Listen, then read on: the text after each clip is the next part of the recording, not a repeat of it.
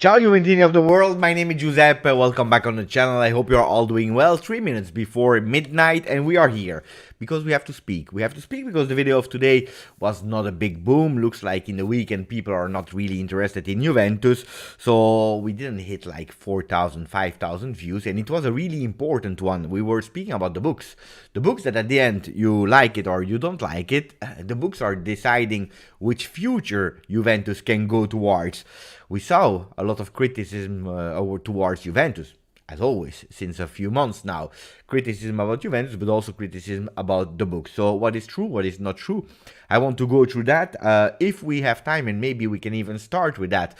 I saw really an interesting article in Tuttosport today where they had 11 questions that I wanted to ask to Allegri. Of course, we will not have the answer, so maybe I would ask you, the chat that is participating, to give me a bit of answers if you were Allegri and you had to answer, so impersonating a bit Allegri to answer these questions. Really strange questions, or actually not really strange, but questions that all supporters would love to ask to Allegri.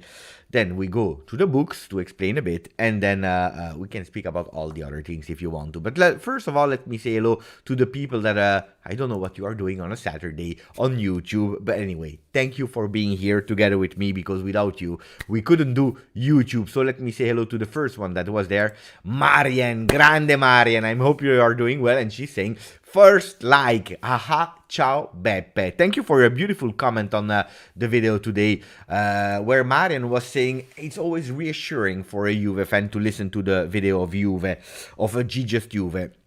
Well, I was not here to reassure people, but actually to put things in place, to see the 360-degree picture.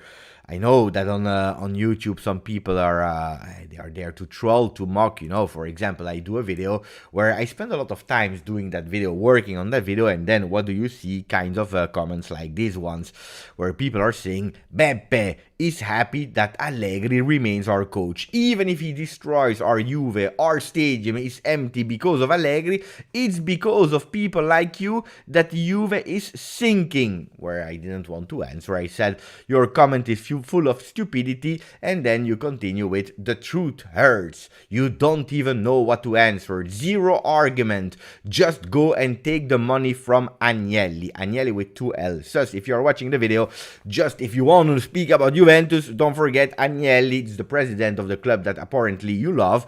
So at least the president, 100 years of Agnelli family, it's with 2 L. Don't forget that. Then we can speak. Anyway, what a really strange comment from Sus. That was a bit annoying. So sometimes I'm asking myself, first of all, are they watching the video? Or maybe they are commenting without watching the video. 2, is it just trolling? At this point, I'm asking myself, is it trolling? I'm asking. I really need to understand. Or, I don't know. I don't know what it is. Anyway, so thank you, Marian. But the goal was not to reassure fans, but to explain actually the truth about these books. Because there is one truth that is reported by a lot of people that they have no idea. And then there is the real truth. It's also the other part. And that's what I wanted to do. Is it a great situation that we are living in? Absolutely not. It's not a great situation. By the way, it's an alarming, an emergency situation. Did we know? And did we do some progresses? Yes. We go through that. Ciao Styler Z. Ciao Jesus Macias. Bogdan fourth. I hope not our spot at the end of the season. Well, top 4. If we look at the start of the season, we have to finish at least top 4. We have to. Otherwise, the books that we were just speaking, they will become even worse. Ciao, George. George is saying, I'm tired of speaking about Juve. I want to play GTA. You know that these games, they are on Twitch, and here we speak about Juventus. Ciao, Henrik. Ciao, Henrik. The awesome BLE Inter fan. He's saying, I'm super happy because Kostic and Vlahovic were really great. Just keep them healthy for Qatar, please. I know that Serbia won. Congratulations to them. In the Telegram group, I was watching Mario that was writing, what did he do, Allegri, to Kostic and Vlahovic, because they are a disaster. I didn't watch the game. I don't know. So what is the truth? The one of the awesome BLE from Inter that doesn't care about Allegri, that doesn't care about Juve, who is saying We won. They are super doing great, and I hope that they are keeping to be healthy for Qatar 2022. Or is it for Mario? Mario is a really nice guy in our Telegram group that is saying they were really bad, and it's because of Allegri. What is he doing to our boys? I don't know. So if we have some people that watch the game, if you can enlighten me, that would be really beautiful. Bogdan Dusan with an assist. Yeah, I saw it also with a beautiful dribble. Only speed was better today. What a guy. I don't know if some people here, they watched the YouTube game. That was fantastic. 2 million, more than 2 million people were watching that game live with Marco Pontedoro. Since the moment that I gave him that name, Mark Goldbridge, he became an amazing trainer today. He lost, yes, 4-2-3-1 formation. I enjoyed it. I really enjoyed the moment because it was fantastic seeing YouTubers playing football, some really great, and then speed is incredible. Speed is incredible, guys. He's vulgar. Yes, it's not for everyone. Yes, it's true. He's playing a role, he's acting, but he's doing it really great. He's doing it really great. And today he made me really laugh. You know, it's strange because, like it or not, I was watching that game and I wanted Speed to score.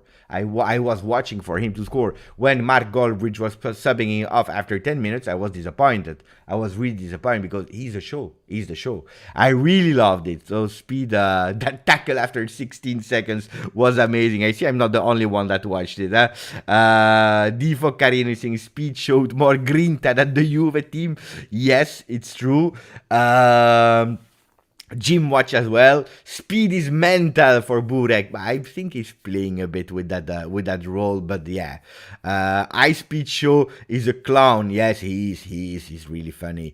It was an entertaining game with a lot of goals from Stavros. That's the message. Well, guys, speaking about the game, I don't know if I would be happy if these games are the quality of football game that we are watching game after game after game, because I would become really angry at a certain moment. I think that at a certain moment I would change sport, but it was entertaining. And I believe that as a Juve fan, I needed that. I really needed that. Then if you're telling me you're watching Beppe, a game like that on YouTube with YouTubers for charity where they hit like more than 1 million euro, it's really great.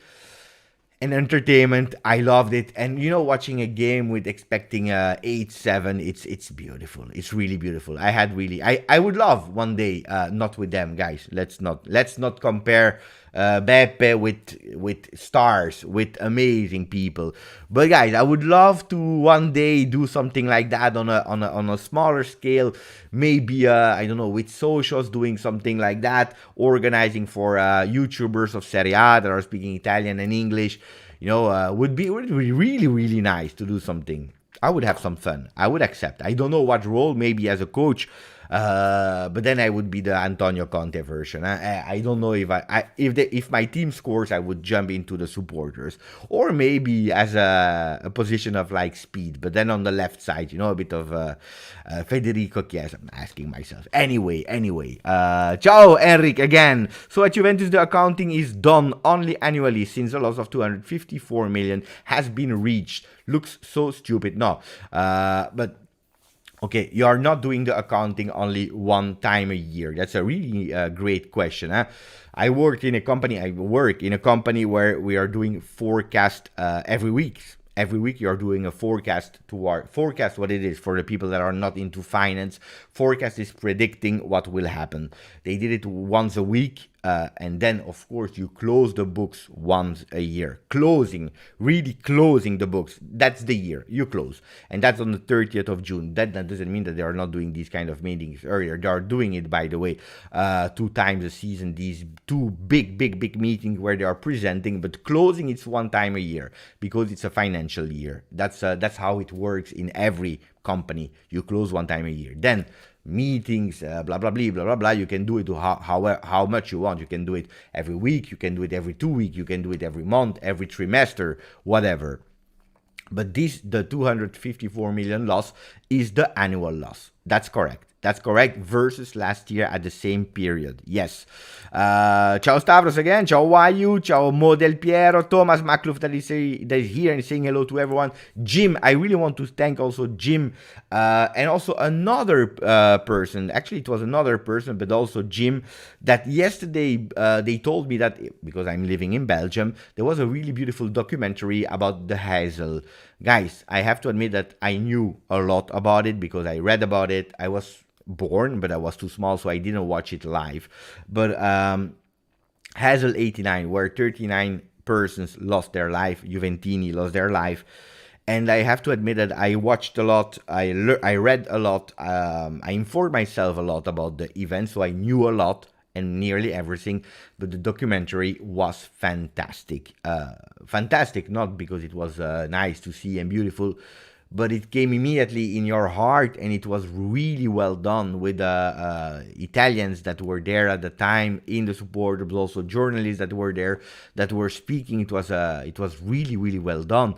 And heartbreaking, seriously heartbreaking. It's also really nice because you have 3 documentaries of the same thing. So the first one was with the point of view of the Juve supporters. Next week it will be about the Liverpool supporters. And then I don't know what the third one will be about. But anyway, maybe a recap or I don't know. I don't know. Anyway, it was really great. And thank you for telling me Beppe it's on television. Because normally I never watch Dutch television. But I enjoyed it a lot. Complimenti, really congratulations to who made it, because you could really feel the atmosphere. Rest in peace to these people and also the other ones. Guys, it's a really, really big tragedy, tragedy that happened there. Anyway. Ciao MLG, ciao Beppe, Forza Juve, we will be back. But that's a fact, that we will be back. Jacob, after watching Sidemen versus YouTube Allstars charity match, I can gladly confirm we need Mark Goldrich as candidate for manager position. Well, Jacob, he lost. Huh? Don't forget that he lost. That's important. Then if we want to score 7 goals, would be beautiful. But if we concede 8, I don't know if you will be happy after 3 games. Ciao Maric, ciao Marvin again. Ali, grande Ali, ciao a tutti. Peter is there. Thomas is saying, Beppe, è molto semplice, it's really easy. The more you win, the more money you make. We are not earning the money we want, we need. Well, this is a topic, of course. This is a topic that goes into the financials. If you win, well, it's easier to win. There is a big change, guys, and something that a lot of people maybe they didn't understand, or they didn't want to understand, or maybe didn't even think about it. You have different eras, okay?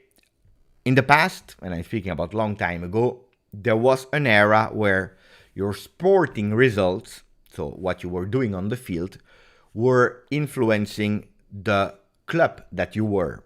If you were a great sporting team, so it means you were doing results, achieving results in your country or internationally, you were earning more money, you were growing, and you were influenced. Or more you were doing, or better you became as a club.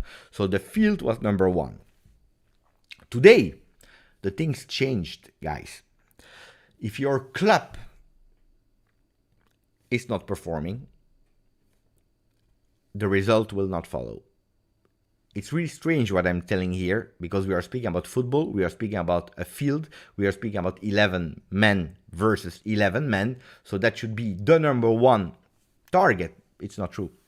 It's not true anymore. Why? Because you have clubs like Newcastle. Wait for them. Look at what they are already doing versus what they were doing. Where they are versus where they were in the past. Look at Nottingham Forest. Look at West Ham, able to sign a Scamacca. And I'm not even speaking about the one that already put it in their system, Paris Saint-Germain, that suddenly became the strongest team of France, one of the strongest team of Europe. Manchester City, Manchester United, even if it's led really bad management from Manchester United, unfortunately, for them, not for, we don't care. But if you're not doing well as a club, You will not follow. Why? Because today it's not enough the player that you find. It's not enough to win in Italy because it will not bring you the money. It will not bring you enough money to be able to compete at high level. This is a small change, while also Juventus at a certain moment, they went on Cristiano Ronaldo. People, they continue to dream and to think it was because they wanted to win the Champions League, what should be a consequence of. Today you will see, when we will go into the finance, that we will speak about something that is a target of Juventus. And I'm happy that it's there because it's an important resource to grow globally. Juventus needs to accelerate their global growth, international growth, and I'm angry when people are saying, Beppe, we don't care about the Coca-Cola at halftime. It's annoying. It's not a nice one. We don't care. What are we? We need to perform on the field. I'm even more angry when people are saying empty stadium. This is what we have to do. We have to empty the stadium. In sign of protest, only like this they will give us an importance, us supporters, because we are Juventus, which is also true, which is absolutely true. But in moment of difficulties with minus 254 million euro, that is a consequence of emptier stadiums, less merchandising sold, less entries to the museum, a pandemic, big mistakes on the Mercato that we made, overpaying players.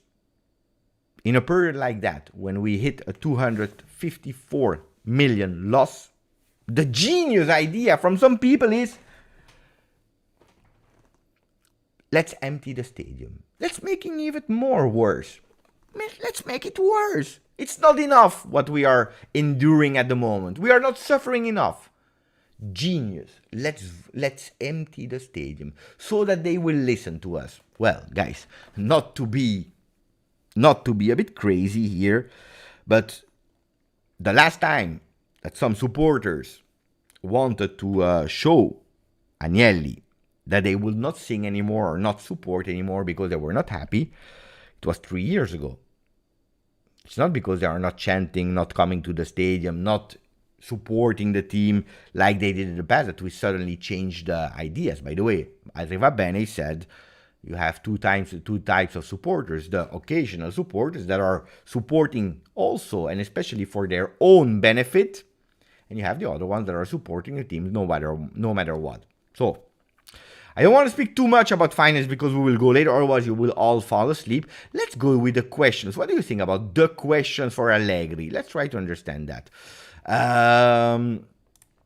English hooligan. Yeah, I'm a bit late with my comments, of course.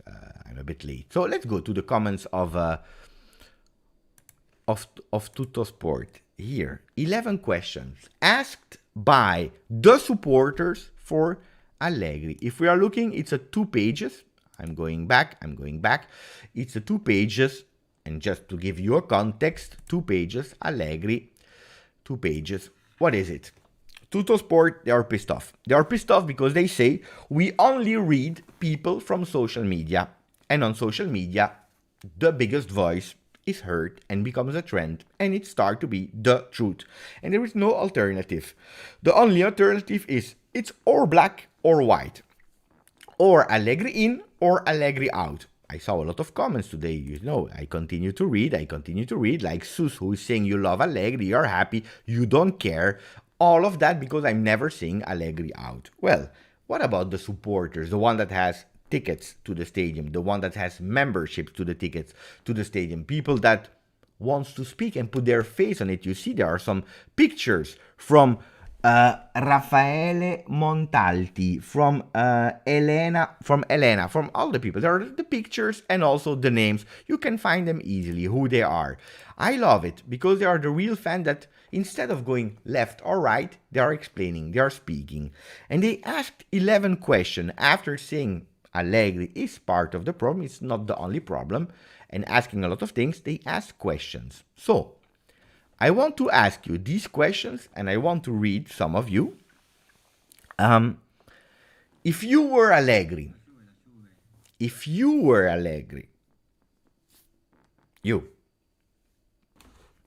and you have to answer the first question, why did you take off Milik when we were playing versus Benfica? I remember we were losing 2-1. At a certain moment, Allegri is taking off Milik. I already gave my version a few days ago, a week ago. If you are Allegri, what do you answer to the supporter who is asking you, what is the reason? Because he has a reason. He's not crazy.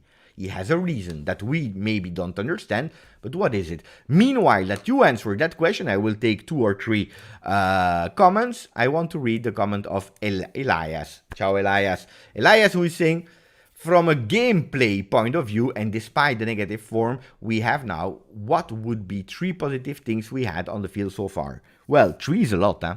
3 is a lot. When you are 8, when you are last one in attempt dribbles, when you have more shots conceded than shots done, it's difficult to find 3 things. I would say personally, the 3 things that we saw great was Milik. Sorry. Let me start again. The first one is Miretti. Miretti is the first good thing. Okay, he missed his game, his 2 last games, the one versus Monza and the one versus Benfica. It is what it is. He's a young guy. We always said we don't want to push, and making mistakes makes sense for a young guy. But Miretti is super important. That's one thing. The second thing that I want to say is Milik. Why? Not because of Milik. He just arrived. He played 6 games. He scored 3 goals. But also to understand that sometimes the management is doing also good things. For 800,000 euro alone, with an obligation, or if you read some bonuses, or I don't remember from, I don't know how, what is it, 8 million plus 2 million of bonus, so it's a really cheap one. So sometimes we can say that, okay, they still understand football in some things that they are doing. If they go for Milik while all the supporters were already starting with Milik out, we can say that maybe they still understand football, and that we have to trust a bit the management on some things. Then Milik in the way, Miretti for the guy. Then the third thing that for me was beautiful, if you are speaking about gameplay, because now I'm speaking about individuals. If you are really speaking about gameplay, not a lot. Honestly, not a lot. Yeah, we can speak about some flashes, because the first 20 minutes versus Benfica were beautiful. If someone is telling you, no, Beppe, it was not beautiful, it's not true. The first 20 minutes versus Benfica were beautiful, but we were not able to continue with them. And if I have to tell you the truth, I don't know. Maybe the free kicks of Dusan, that we were not knowing how great he was. I knew that he already took some free kicks at Fiorentina, but discovering a Vlahovic like that, probably not. But it's difficult to find 3 things. Thank you for the donation, Elias. It's really difficult. And we know it. You can't defend the game today because we have no game today. It's true. So what is the answer? What is the answer? Okay, we have some. He was tired from Totti. That's the comment from Totti on the channel. About the question, we know it. The question was, why did you take off Milik? Well, he was tired. They don't answer, and that is the problem. They don't interact about you. I don't know what you're speaking about, Veritas. Because the supporters would have been pissed off if I subbed off Vlahovic instead, even if he didn't perform. But we are playing versus Benfica. I try to be the negative. I try to be the negative, and I will try to put Allegri, you guys, in difficulty. And no, because we don't care. We needed to win. We were losing. So instead of changing Vlahovic, why did you keep Vlahovic and Milik and put another player on? Amat, don't want Dusan to be more frustrated. This is the answer I gave when I was playing the Allegri role. This is the answer I gave. Because I had to sub off one of Vlahovic and Milik, and I trusted Dusan more. Because we can't concede more goals. I would ask Allegri if he believes to pull again a magic trick like a 4-2-3-1 Mandzukic. In my opinion, a trick like that is our only hope. I want to come back on that after. Part of the strategy, we want to look weak and last before the next 4 games in Champions League. Milik played too good. That stands for the funny comment of Henrik giving Dusan free kick. This was also the beautiful thing that we saw. That's an answer to the question of Elias. So if we stop with that question, to answer that question, well, I would say the only possible thing, and I already said it, so George Shenuda, you know already, and he had maybe the same thoughts as me. I believe that in a really difficult moment of Dusan Vlahovic, he didn't want to take him off because he would have frustrated him even more, and he didn't want that mentally. And we know how he managed also Perin and Chesney situation when Chesney was doing really bad. So that's the only answer I can give myself if I was Allegri. 2. And that's a yes or no question. Yes or no question. I want also Daniel to participate on that one. I saw it, Daniel. He's saying Chesney might not play tomorrow versus Will. We have a problem.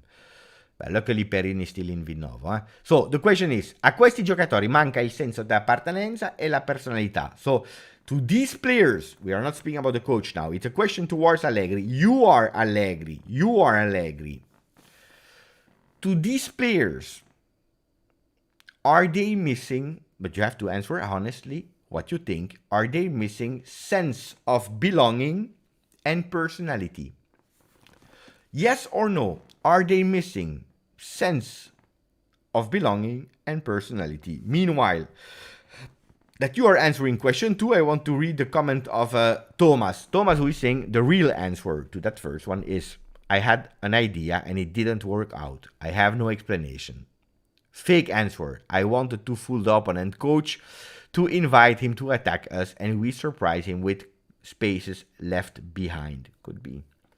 Elias, I love Dusan, but he needs to bench for some time. Dusan needs to step in. I look at Milik and I ask, what is he doing that is that different? He falls deep, gets the ball, and is more involved. Inspiring. So, the number 2 question, Aldo is saying maybe. Amat is saying, of course, they are missing a lot. The fallen one, a big yes. Daniel, willing to fight at all cost, is missing. They miss team meaning for Veritas. Yonis, no, they have personality and quality because they are the players I requested. That's an answer of Allegri. Well, to be honest, the players that he requested, we know it. The 2 big ones were Di Maria and Pogba, and we didn't really see them. To be really 100% honest. Then Paredes should have. He played, by the way, with Argentina. He did really well. I believe he touched 103 balls, 98 passes, and I believe 103 passes, 98 were succeeded. So he did really, really well. He played super well with Argentina. So it's a player that can play, apparently. With all the respect, this is a subject for internal team discussion. We talk enough in public about our own clothes. A good one. Eric is going towards the solution of, I don't want to speak about it. He doesn't want. Let's go to the third one. And that's a question. It's a really important one. Here. Io ci credo ancora.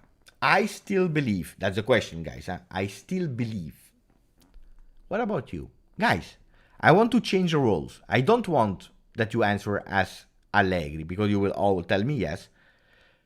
Honestly, but really honestly, put aside if you are Allegri in, if you are Allegri out. Do you believe that he's still believing it? Yes or no? Is Allegri still believing in it? What am I saying? Believing, it means that we go and try to do something important this season. Then I don't know if it's winning the Scudetto, being second, fighting until the last day, whatever, recuperating some point. But do you still believe in it? Ayub is saying, I believe he's not believing in it anymore. Nero, I still believe we can still win the Scudetto. Yes, for Elias. Allegri still believes. Yes, in himself, not in the team. But then the problem is that if he's not believing in the team, we will have no subs until the 13th of November. Then the Mercato starts again because everyone will be at the World Cup. And if we are looking at the books, I don't believe that tomorrow we will buy Alphonso Davies, Alexander Arnold, Cancelo back. I don't believe in these kind of things. So if he's believing in him, great. If he's not believing in the team, we have a problem. Luca is saying no. Animesh, no. Veritas is saying yes. Bogdan, yes. Yes for Blagoshe. Hanin, no, I don't think he believes. Yes, he really truly believes in it, Zlatko. So we see a yes and we see a no. Stavros is going towards a yes. Hanin, makes sense. I don't think he believes in the player. He's replying to the Tariq comment. Well, guys, I tell you one thing. I don't know if he's still believing in it or not. I didn't talk with him. I don't have his number.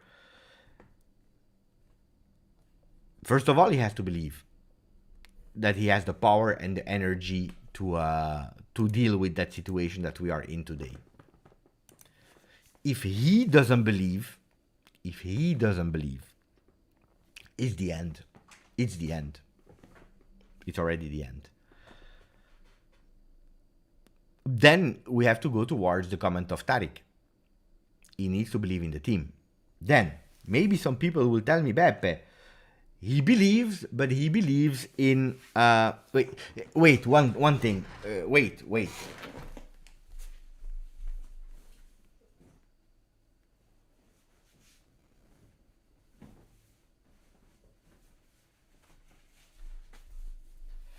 Mamma mia, that t-shirt, I don't know, it was it's super fantastic for the summer. It's cold here, and I had like cold in my nipples. Mamma mia.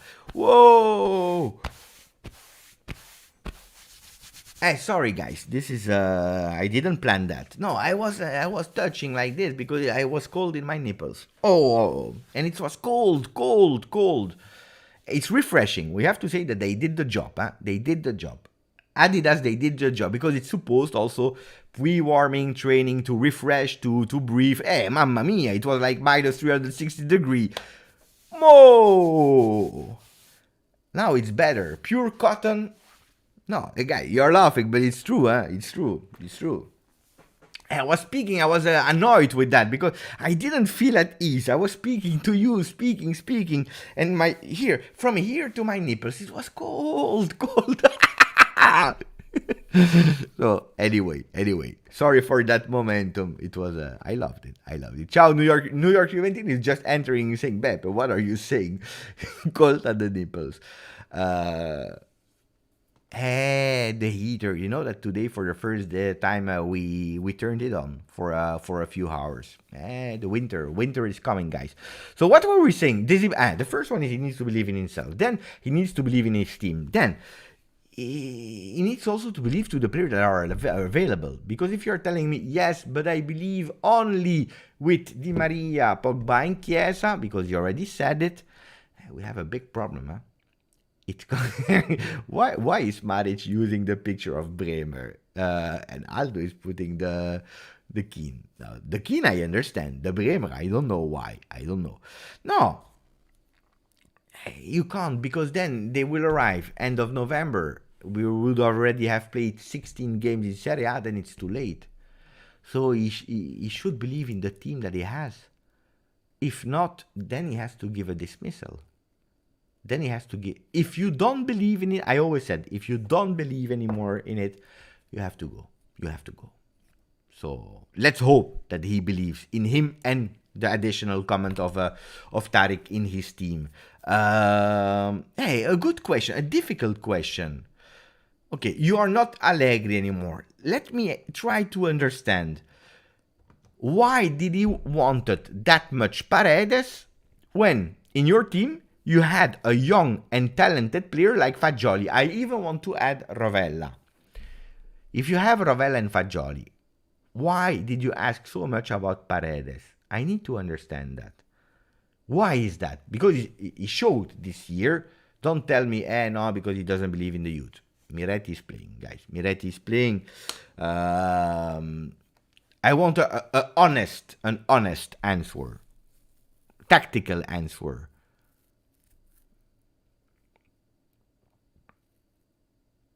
No, guys. Mirza, 9 million reason to believe. No, guys. At a certain moment, you have a dignity. You have dignity, and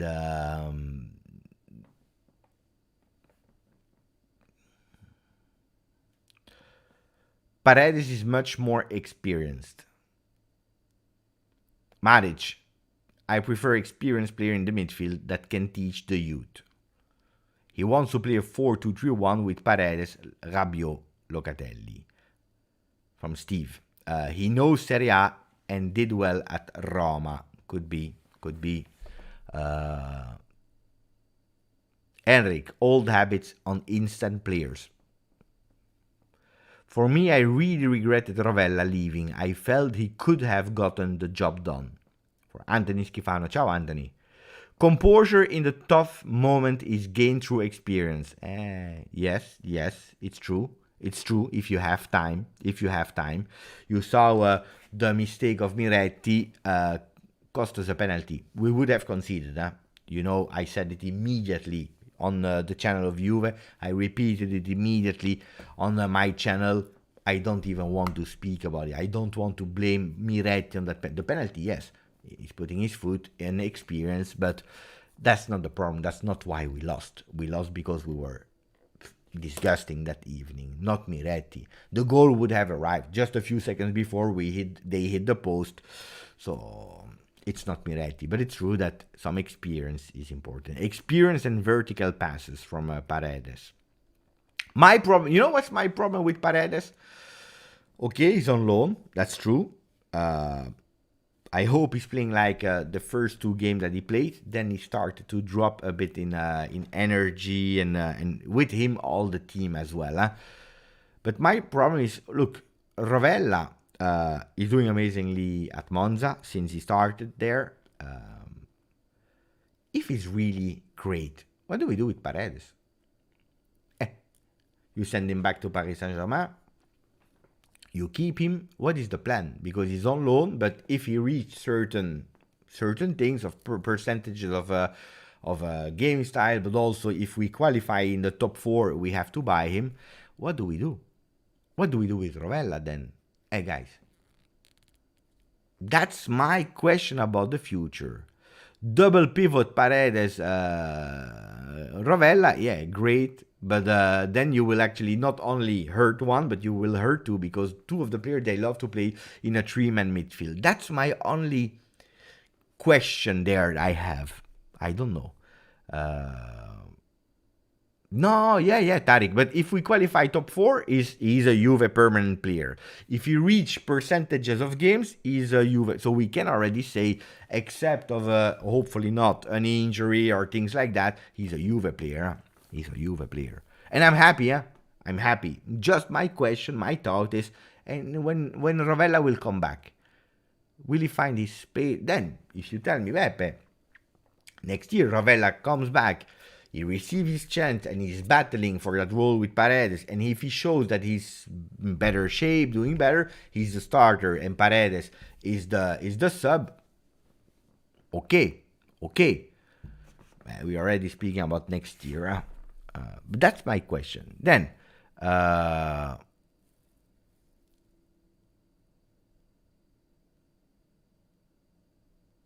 I'm trying to understand which question I can ask. We will not do the 11 because then tomorrow we are still there.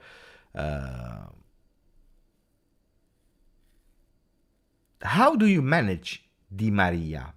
That's a good question. Question number 9. How do you manage Di Maria? By the way, about Rabiot, apparently today the rumors are saying that Rabiot has been contacted by Paris Saint-Germain to go there on a free next year. So Rabiot on a free to Paris Saint-Germain. But we don't care where he goes next year. That's his problem. He will go there. Aldo, what a crazy question. And then other things, apparently, I saw in Sport Face. I will show you Sport Face, but then are they reliable or not? I don't know. But they are speaking about something here. Could be, yeah, could be, yeah. Could be. If you are looking here, wait.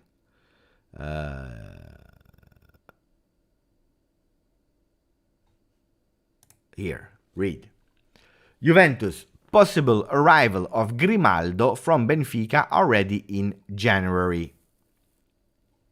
And it's a true account. It's not a joke. It's not. This is what they are saying.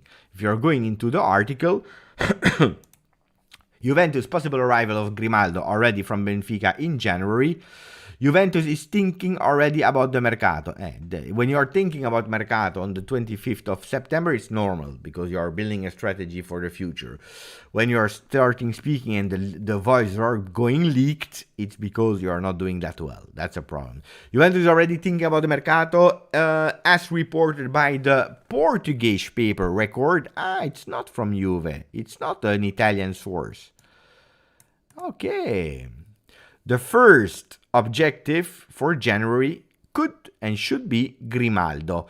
The player of Benfica, according to the black and white management, would be the ideal reinforcement for the left back. Because more and more it's a certainty that Alexandro will leave. Actually, the Spanish guy, has a contract until 2023, and that's why Juventus wants to try to take him already here before he renews. Look, it makes sense, huh? No, it makes sense. It makes sense, yes, that Juventus wants to try. It makes sense. Why? Because we know that a club like Benfica losing Grimaldo on a free for €0 is a problem for them. It's not that Benfica is now the richest club in the world. They need some money. So, of course, selling him could be great. If Benfica goes through in Champions League, I don't know if it makes sense to sell him. Also, Benfica doesn't have the dream to win the Champions League, but if they go through, that means that Juventus is eliminated. Grimaldo, for money, Benfica would probably say yes, but it's difficult. Leaving the dream Champions League and going to Juventus, I don't know personally. I believe more that Grimaldo will finish his season at Benfica and then try to go. He's already 27, so it's maybe for him the moment to go in a big name. I'm scared when I'm saying big team at the moment, because at the moment we are a big name. We are not a big team. It's true. At the moment we are not. We are not offering the results that we want. So, but it could be a beautiful opportunity. Could be a beautiful opportunity. Di Maria is talented player. Wants a team that has a method and found himself that he has to carry the team tactically. He doesn't want that pressure. He was nervous, Rad? He was really nervous. Let me check first, because some answered. I think that Di Maria is the most underrated player. I believe as well. Do you know if he becomes an obligation if we hit both targets or one of them? No, only one of them. Only one of them is necessary for Paredes. Juve and Paris Saint-Germain love affair. Always, we love, especially the president love themselves so much. For me, I will ask him to do his thing, do whatever he thinks is the best. Yeah. I don't believe in Grimaldo coming in January. I have also my doubts. I would try to get Zielinski next summer. He would change our midfield. But you are correct. Huh? We already spoke about it, Daniel, how great Zielinski was as a player, good player that could benefit Juventus midfield. The problem is we are always speaking about he could change our midfield, but we already changed it totally. If you are looking at the last 3 years where we were really, really bad, we changed it totally. We have normally, we have Pogba, we have Paredes, we have Locatelli. You can even say you have McKennie that should now be at this season where he's showing, and it's not showing at the moment. We have Miretti, we have Fagioli. It's a total different midfield than some years ago. So I don't really understand that. Grimaldo should do a De Vrij first. That would be really beautiful, especially because the important game of Benfica will be the 5th one. If he can go and do a De Vrij, would be beautiful. Would be really, really beautiful. Grimaldo and fullback rumors make sense. Our best fullback plays as a center back. I know. I'm.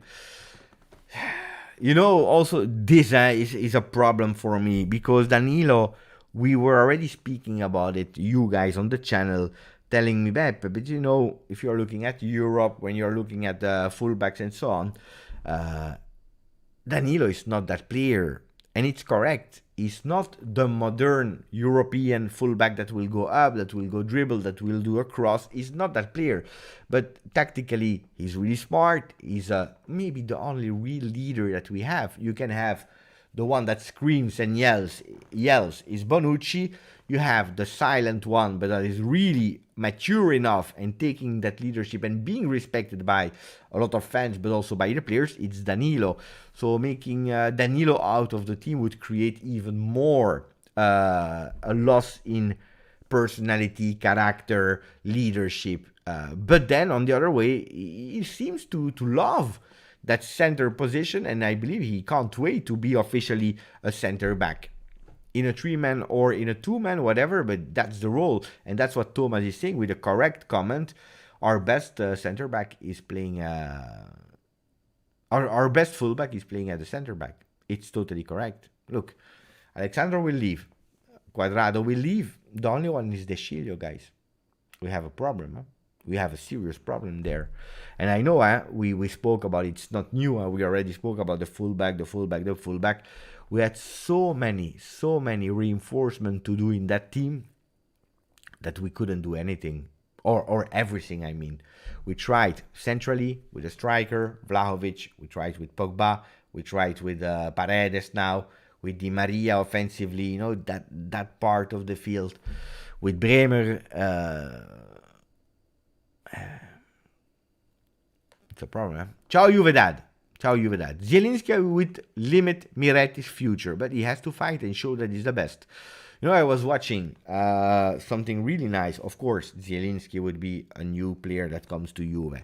But I was listening and reading to the words of Galliani, that is now vice president of Monza under Berlusconi. He was saying that at the time, or actually the only and the most intelligent call he had, he said, I received one intelligent call from a player in my career, and he said it was Rui Costa. When they were playing at Milan and there was that young, new Kaká, Rui Costa, he called him, he said, Vice President, I have to leave. Why should you leave? Kaká is much more stronger than me. So it's not on the age or not, it's what you are showing on the field. And look, a player like Rui Costa, he understood that his time was over. He needed to leave and giving space for a Kaká. And I believe that Miretti will have to continue to show and to prove.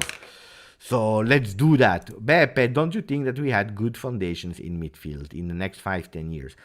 We have Miretti, Locatelli, Rovella, and Fagioli. Yes, I believe that. Why if we are not getting lost before? Because it's as everything, you have a beautiful jewel, you are putting it in an environment that is not working. That beautiful jewel will not continue to shine. At a certain moment, that beautiful jewel will start to be fade. It will fade away, the jewel, you will not see it anymore because it will be taken down by the environment, by everything. Lose confidence, lose this, lose this, lose this, lose form. Look at our players in terms of physicality. So at a certain moment, you will need that turnaround. Otherwise, you are making sure that the players are losing value. Some other players, they will leave. So a solution has to be found really fast, really fast. Then, if you take name by name, it could be a beautiful midfield. Could be. These four are not enough, of course. But the foundation is there. Beppe, what are your thoughts on Di Maria thus far? Obviously, no one has been great, minus the first game exception of Miretti and Milik, and possibly Bremer. I feel the blame is on everyone. Well, you know how much I wanted Di Maria. So if I was dishonest with you, I would tell you, no, great, I'm happy, and so on and so on. I waited a bit. Before buying his shirt. Why? Because he needs to convince me. Because I saw some things versus Sassuolo that gave me so much joy from a player that I didn't see since really long time. The player that was able to give me that kind of joy. I speak about footballistic, intelligent, and magic is Dybala. The Dybala that was still involved in the project. We don't care about the contract, the million, the injuries. No, the Dybala of a few years ago that was able to give me a bit of magic like that on the field. And maybe surely a Douglas Costa. Douglas Costa, when he was in form, guys, he was great. He was fantastic. So the Di Maria of the 60 minutes of Sassuolo, wow. Then injury, tried to accelerate to be there, pushed by the medical staff, by Allegri. He started, he didn't play well. I saw him at Spezia. He didn't really play. I saw like maybe 1-2 good things from the moment he entered. No, at the moment,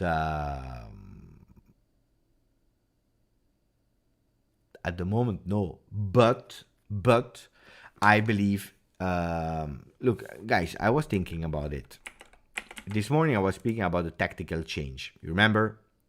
If you watched the video, I said tactical change. You know, I believe that when he will be back versus Maccabi Haifa, I believe it will go like that. No, whoa. Wait, So, I believe we will go like that.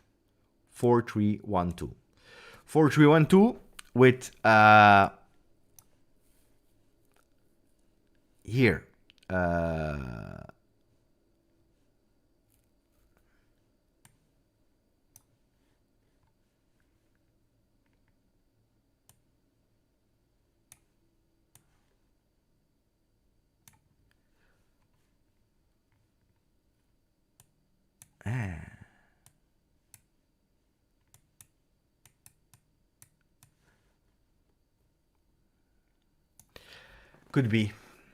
Could be that we go like that. Attenzione, we have a message from our good friend Rad. Thank you, Rad. We're saying 100 likes at least. Forza Beppe. Thank you, Rad, for your donation. Dai, guys. Dai, make Rad happy, make myself happy. Put a maximum of likes. And also, I want also the reason why some of you are not watching the morning videos. Or at least they are not putting the likes. I don't understand. Thank you. Let's read, 91. Dai, ragazzi. Dai. 91, it's not enough. 94, it's not enough. No, then he will not be happy, Sar. He will not be happy. 94. We stopped at 94. Then we stop.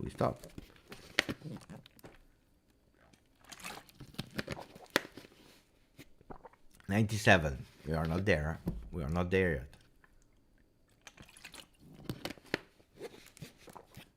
99. Okay, nearly.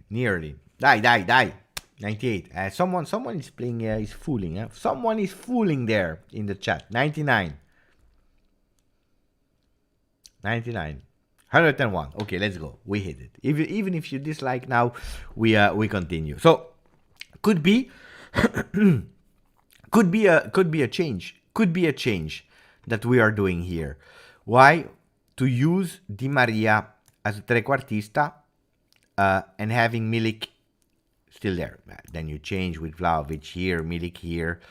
Could be something. The problem, of course, is that you are not having a Kostic, you are not using Quadrado, but these players can come in and change. That could be one. Or we can go towards maybe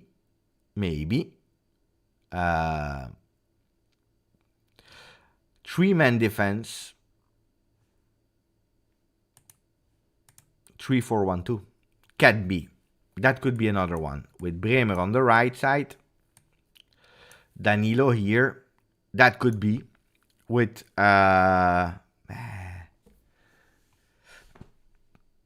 it's difficult. It's really difficult to take a correct decision with Di Maria here. Let's put them here. Mamma mia. How many players are we have? Mamma mia. Paredes. Who else? Paredes. Rabiot. Don't forget about Rabiot, guys. Rabiot will play, Paredes, Rabiot. And then you need two other ones. Maybe, indeed, a Quadrado and a Kostic. Quadrado and Kostic. Where is Kostic? That could be another one. There are a lot of possibilities. I don't know. Something will happen. I tell you the truth, something will happen. What? I don't know.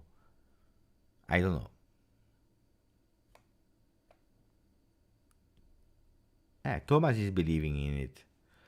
Why is Allegri rushing players to play? Doesn't he understand it will backfire him? I don't know. It's a good question, Hanin. Maybe because of the pressure, because of the stress, because I don't know, because he was believing that they were ready. Mamma mia, that goal was fantastic, Peter. Yeah, I saw it as well. It's correct. Stavros, playing a bit narrow, it benefits players to get involved a lot with the ball and make some things happen, but we lack wings, especially crosses. He needs to do better crosses, our friend Kostic. Thank you for the donation, Radu, saying I think we have problems in our fullback for a number of years now. We have good wing backs, Kostic and Quadrado, but modern fullback we have none. It is a problem. Of course it is a problem. That's why maybe with a Grimaldo after the World Cup, will he go to the World Cup? I don't know if he's a player that is he playing with Spain or not, Grimaldo? I don't know.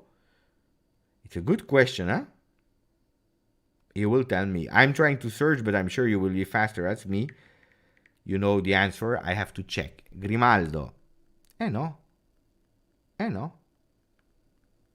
He's not playing with the Spanish national team. Why? He's 27. He's good. He's great. Why is he not playing with the Spanish? I don't know. But I don't know. I really don't know.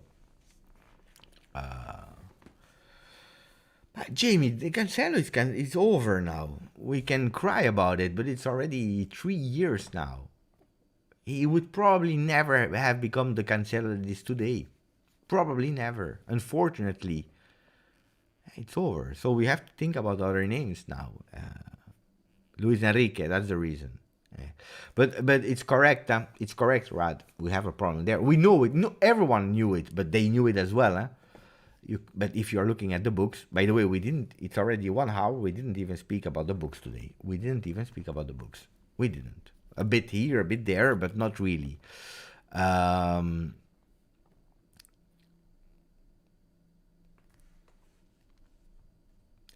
Let's close this one and then we go towards the book to have a recap. Why I'm a bit confident and why I'm angry. I'm coming from Dubai to Italy to watch Bologna. Mamma mia, Maccabi Haifa and Torino. If you will be there, let's have a beer. Thank you, Elias. No, I will not be there. I tell you why, because I'm doing the games on Juventus Twitch, and due to copyrights, UEFA, Serie A, and so on, we can't do it from and inside the stadium. So they told me, Beppe, if you want to, you can come and you can be in our studio, but not in the stadium. But then it makes no sense. I have to travel to Torino to be in a stadium. Then, if I have to be in a stadium, I prefer to be here at home with everything already set up and everything ready to watch. It makes no sense. So we can't do it at the stadium. And as there is nobody, I do the games.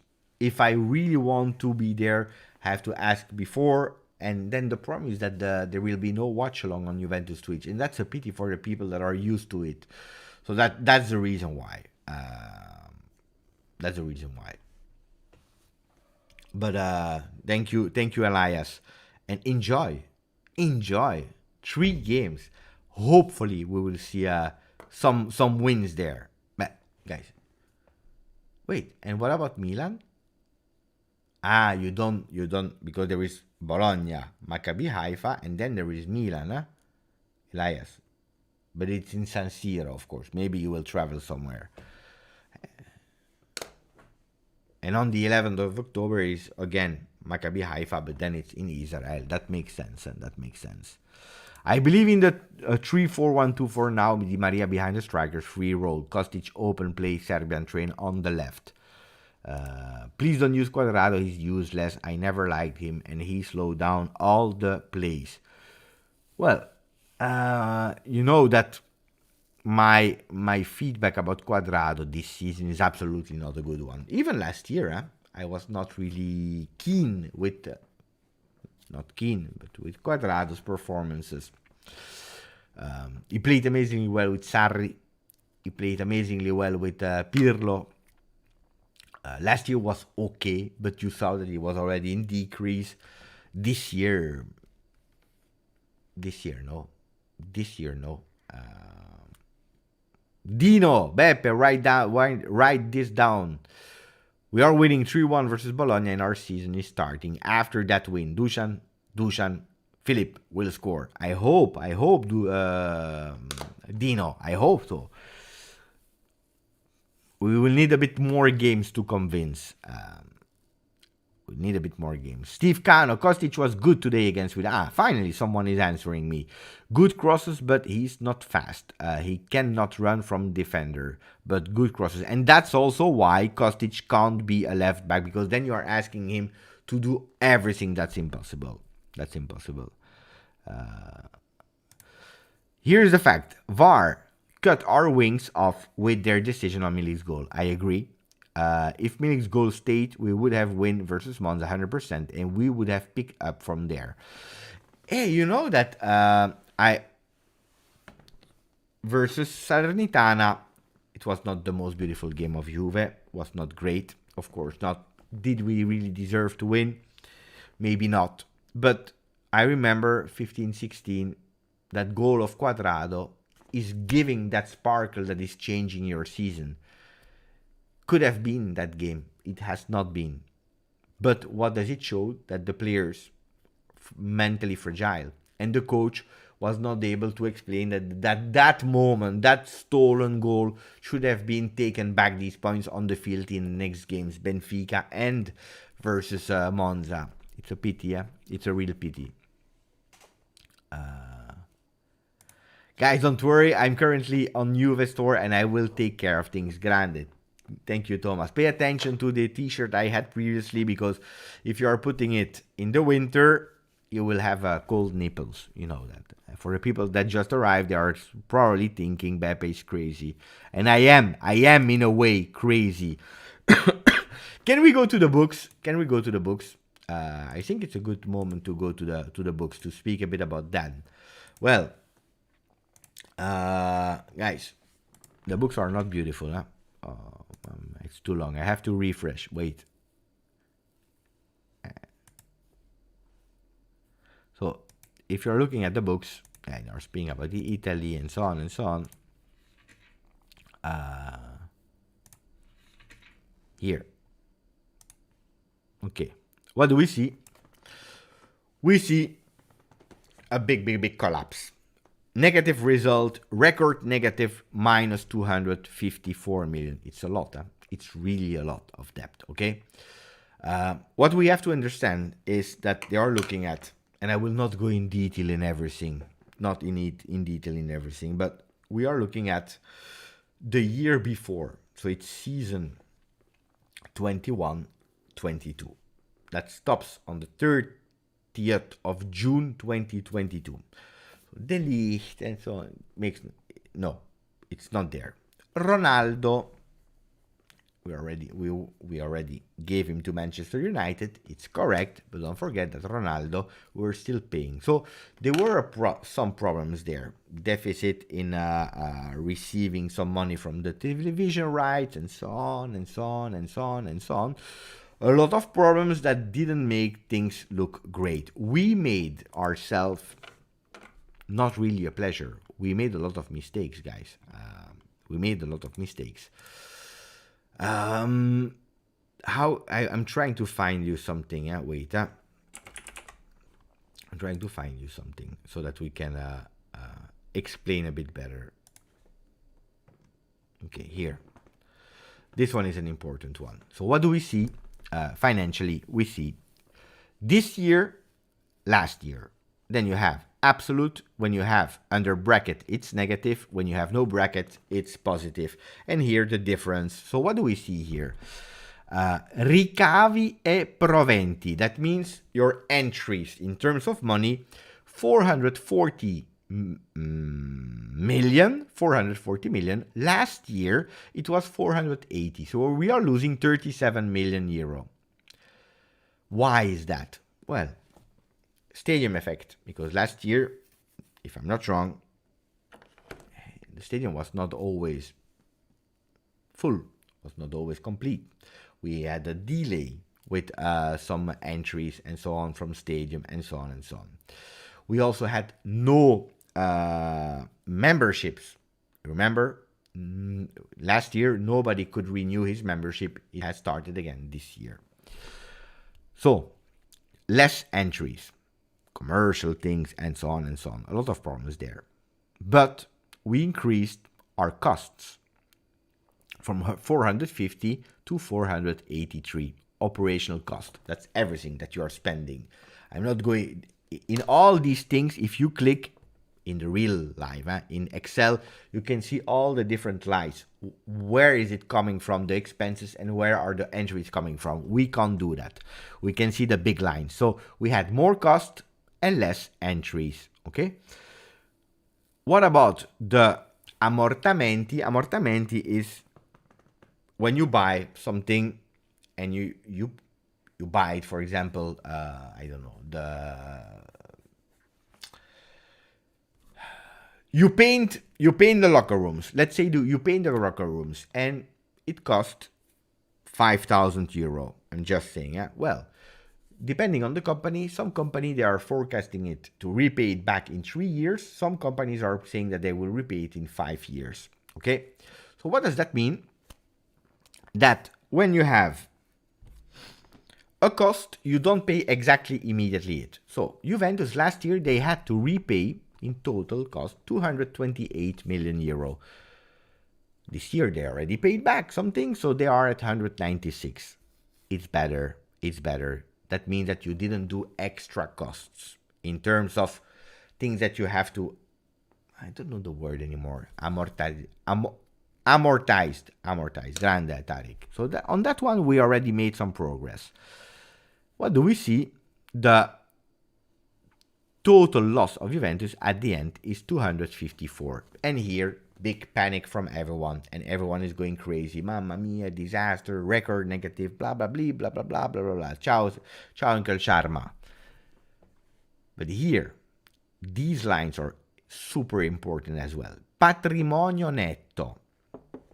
Patrimonio netto is net worth Juventus.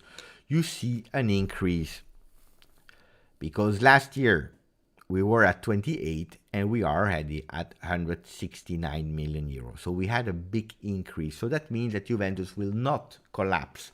Juventus will not disappear. Juventus will not stop buying players on the Mercato. And an important factor is also here the debts that you have towards the banks. Last year, we had a debt at the same moment, on the 30th of June 2021, of nearly 400 million, 390 million, where now we have some debts of 153 million euro. So, all in all, the situation is a disaster, but there is already some signs of progression. Already, the next one of 30 June 2023, when we will speak about it on the channel next year, we will speak to you about something that is already a lot better. Why? Because we'll have no cost at all from Cristiano Ronaldo, it will be over, but also from a Dybala that will have been gone, a Bernardeschi, a lot of players that were put less in their salary, Perin, De Sciglio, the new players that came, they have a roof, and now you start to understand also why there is a roof at these salaries, why we couldn't say yes to Depay that wanted 10 million euro and so on. That's over. Then, will all these decisions make us win the Champions League? Probably not. Because we have to pay attention and we have to be sustainable. Sustainable is a word that you heard a lot of time on the channels the last weeks. Why are we investing also in that next gen project? Why did we do a press conference with Mattias Soulé, with Fagioli, with Miretti? Because we have them and we have to use them. Juventus is a team that never used their youth sector. We invested, we see that there are some profiles that are growing. Now we have them also to make sure that we are a sustainable club, because our more we have of these players, not 11, forget about it, but 3, 4 that are playing at first team, you can invest maybe a bit more in these top talents that should reinforce your team. So you see, everything is coming together. With the bench players, they will earn less money in the past. It makes no sense to have Bernardeschi on the bench earning 5 million euro a year. It has a salary at the past of bless me, bless you, bless everyone, of 4.5. The company was paying 9 million for Bernardeschi for on the bench. This is over, guys. This time is over. It's not sustainable anymore. So these are the tasks, the talks about Juventus in terms of finance and so on, with a new policy. And bless Bernardeschi indeed, because of him. When I spoke about Bernardeschi, I had to sneeze. But what makes me angry, and I said it in the beginning of the video, is that some people are going in one extreme. Juventus will go bankrupt, and then you have the other one, let's say, no, but Juventus, they need to buy Mbappe. Guys, Juventus will not go bankrupt, but Juventus can't buy Mbappe. We are in the middle. We come from a really difficult situation. I wanted to show you also something else. This is an article, because then you tell me, Pepe, you are defending. Pepe, if you go back of the 30th of June, this is an article from Arrivabene. He spoke in a 3-page of Tuttosport, and you know that I have it printed, and I think it's a bit important to have it here together with you, always. You see, it's Juve vincente e la Juve globale. And then you see here, Allegri e la sua Juve. 3 pages of Arrivabene interview, where he said, I will read you what you are seeing here on the left side, that he spoke about the finance, and then I will finish with the objectives and the future of Juventus. There are a few important things, really important. So the first thing he's saying, when he was speaking about it, he said, on page 2, he said, the one that we are closing, so this one, will be one that will hurt a lot.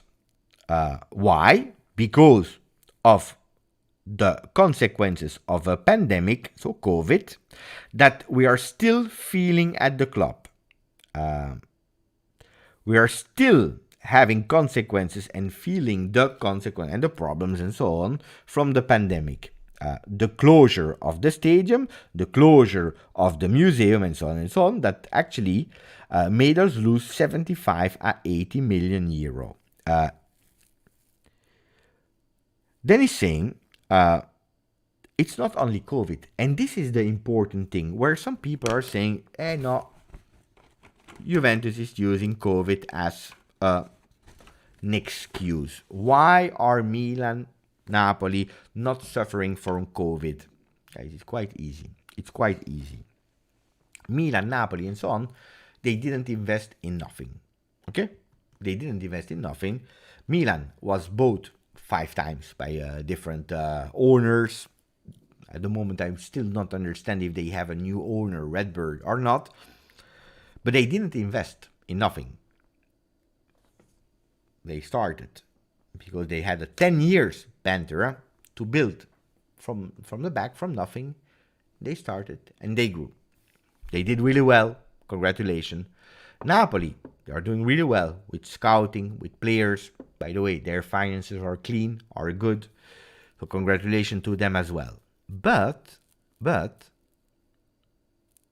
ciao Filippo Rosada. You are back.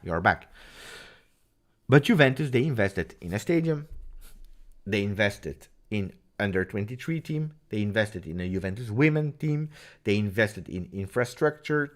They bought the area for 99 years of La Continassa with a new office. They invested in so many things. And it's great because investing in all these kind of things will bring you a lot more money. Will make you grow as a club. You remember when I told you first the club and then the sporting result will be a consequence of the club that is really stable. The problem is that if you have a COVID in the middle of that, your expenses remain the same, but you have no entries anymore. So that means that a club like Milan and so on, what are they paying? They are paying their players, their salary. That's it. While Juventus still needs to continue to pay the maintenance of their stadium. They have to continue to pay whatever. They have to continue to pay. Because the rent of the stadium, you have to pay it. Amortizing, like Tariq was saying the words. You have to pay it. The other clubs in Italy, they don't have own stadium, so they don't pay. They don't care. But we stay at home. You see, it's important to understand that. But, and that's the important thing, Arrivabene is not saying, it's an excuse, it's not our fault, we don't care. No. Arrivabene is saying, attenzione, and I will continue to read, I will show you so that you can also follow with me in that second column. He's saying, it's not only COVID that was a problem. I give you an example. Do you know that Douglas Costa will still be on the books of the company in the books that we are closing now? Why? Why Douglas Costa? Because of COVID, we had to postpone some salaries. So Douglas Costa, we paid a bit, and then the other part we paid, even if he was not there anymore, in a later stadium. The result that you are seeing now with minus 254, it's also because of postponement of some salaries. Said by Arrivabene, not said by Beppe. Then he continues. He's saying, it's not only COVID, it's not only that situation, it's also that we have... I will read you the words. Non c'è solo il Covid, quindi. In quello zaino... c'è una serie di problematiche e di costi. Non voglio fare nessuna critica, ma bisogna essere realisti. So he's saying, it's not only COVID, it's not only that. We have to take our own responsibilities. We made a lot of mistakes that we are still continuing to pay the price for it. So he's telling everyone on the 30th of June, when people are saying on the channel and so on, but Juve is always looking for excuses. No, it's not true, guys. You lie. I tell you in front, I tell you in your eyes, the people that are writing these things, they are lying. Because the number one is saying to you guys on a paper, publicly, we have made mistakes at Juventus. He's not mentioning, because it's not beautiful to say the name of Paratici. It's not beautiful to say that Rabiot at 8 million was exaggerated. It's not beautiful to say that Ramsey at 8 million was exaggerated. It's not beautiful that paying maybe De Ligt 75 million euro after Ronaldo in a situation like that was probably overpaying a player. We saw a few days ago, a list with the clubs that overspent in terms of actual value of some players. Juventus was second after Manchester United. It's not a mystery that Manchester United is in deep problems. Juventus as well. Because we made mistakes, and it's written here. So that's why I get angry when people are telling me, hey, we are looking at excuses. Look at Milan. Milan, they didn't sign Cristiano Ronaldo, and in the middle of a pandemic, without entries, without nobody in the stadium, they had to pay a salary of 30 million euro net for the player. That meant 60 million euro just for a player. Was it a mistake to sign Cristiano Ronaldo? Today? Yes, today. But the plan was beautiful. Then, who's never trying will never make any mistake. This is the basic rule of the rule. I'm not telling you new things. You know these things. Who's never trying is never doing any mistake. This is what makes me angry. You made a mistake? Yes. Yes, we made. But if we didn't, probably we would have stagnated. Probably in 10 years we would be dead because we didn't do anything.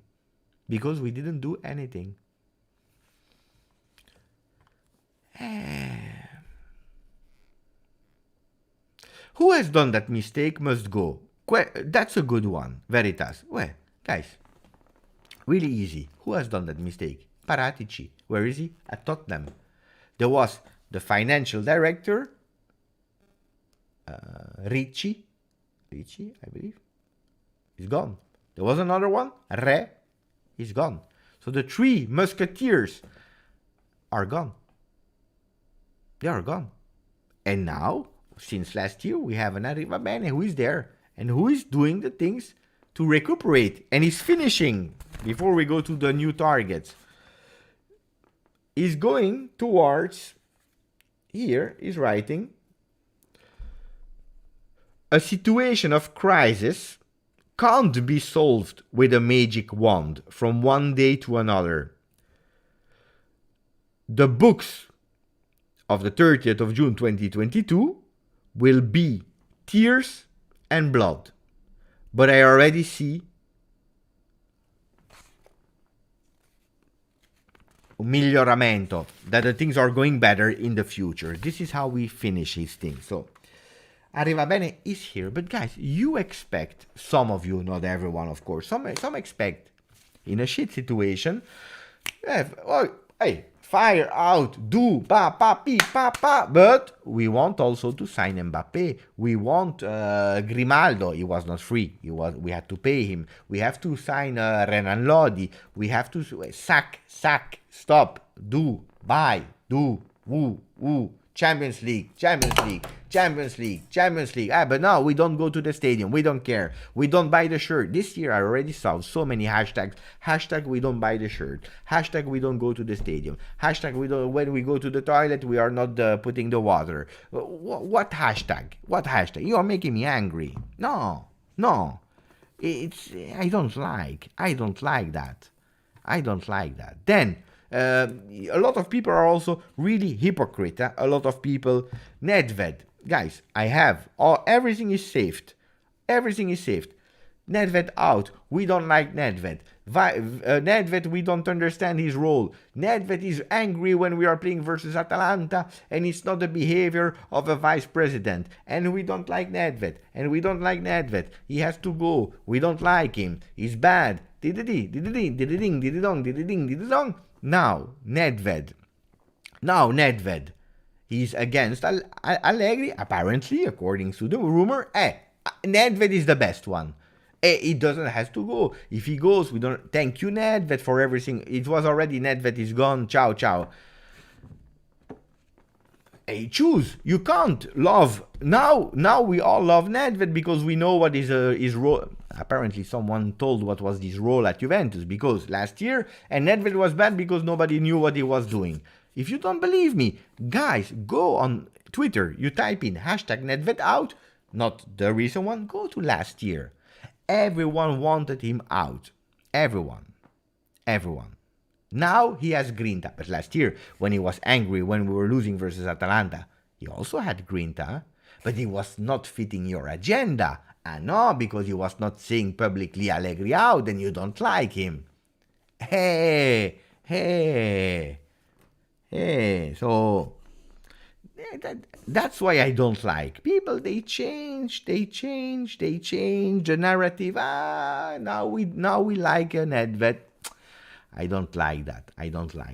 You have to be consequent. As I said for Sarri, I don't want Sarri out, even if I hate Sarri. I hated Sarri. I didn't want him out because I wanted him to finish his project. I didn't want Pirlo out. I wanted him to finish it. I want the same for Allegri. When the club is deciding to sack him, ciao Allegri, thank you for what you did. You bring me Mancini. I don't like Mancini. Mancini is like Uncle Sharma here. He's an Interista. No, actually, it's a Juventino, but I don't like Mancini anyway. But if he comes, it will be Mancina Mania. I will love Mancini. It will be Mancini Mania. Mancini party on the channel. We will support Mancini. I will take the book from Allegri away, and we will put Roberto Mancini, the colors of my colors. What do you want? It is like that.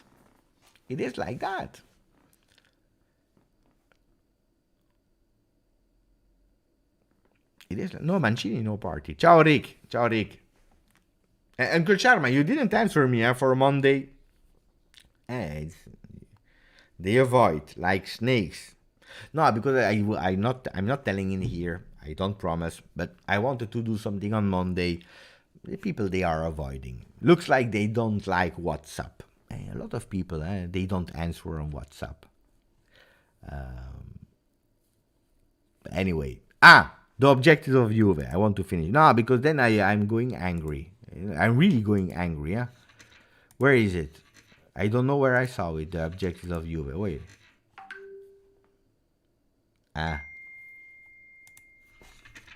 Grande.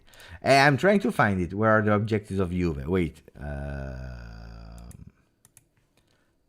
will find them. Here they are. Look, it's really interesting. Ciao. It's really interesting. What are the objectives of Juve? Here. Okay. It's official, Approval of the 2023-2025 3-year plan. Has been approved. Well, so anyway, you can't not approve. It's approved. Here. Maintaining sport competitiveness. That's the first one. On top. There are 1, 2, 3, 4, 5. There are 5 objectives for the next 3 years. The first one is maintaining sport competitivity. Juventus has to maintain it. If you go lower, you can also see the plan, which is based on assumption of sport performance consistent with the historical average and with the prior plans, basically confirms the economical financial objectives contained in the last revision of the prior plan, blah, blah, blah, blah, blah. What is the historical average of performance, sportive performance of Juve? It's winning. It's qualifying to the Champions League. It's going through the group stages of Champions League. These are the objectives for the next 3 years. Juventus is not saying here, but it's over, we are tired, we don't want to win anymore, we have no money. No, it's not true. Juventus, they want to continue to win, to be maintaining sport competitivity. That's 1. 2, medium, long-term economical and financial balance. That means that next year we are not obliged to be positive in the books. In what you saw earlier, we are not obliged to be positive. A medium, long-term economic and financial balance. Okay? 3, excellence in operations with an increase in Juventus brand visibility in international markets. Excellence in operation. That means that everyone in the structure, in the head office of Juventus, they have to know what they have to do. Me, for example, I know that I have to do Twitch, I do Twitch. If they ask me to do tomorrow, because they think that in excellence of operation, Beppe, maybe you need to do also YouTube. Instead of having, I don't know, a host for YouTube and a host for Twitch, they take one person and they give him 2 roles. Excellence in operation. Jai, I'm just giving you simple examples. I will not, it's not because of me that we will not sign Toni Kroos. It's not because of Tchouaméni. It's not because of me. But you understand? Then, with an increase in Juventus brand visibility in international markets. Why? Why? Because the Italian market is... Juventus already reached it years ago. What does that mean? You have to read it. You have to understand what we are saying here. Increasing the Juventus brand visibility in international markets. This is why Cristiano Ronaldo has been bought at Juventus at the time. We made a mistake. There was a COVID. There was probably too early to have Cristiano Ronaldo. Maybe yes. We are paying the consequences. But Juventus, they need to expand internationally. It's important because the entry 450 million that we are having as entry are not enough. Not enough because Italy is with the media, with the broadcast, international broadcast, with whatever you want, it's not enough. So when you see Coca-Cola that is coming at halftime at the stadium, instead of mocking and laughing, understand that Coca-Cola is paying you million to be there.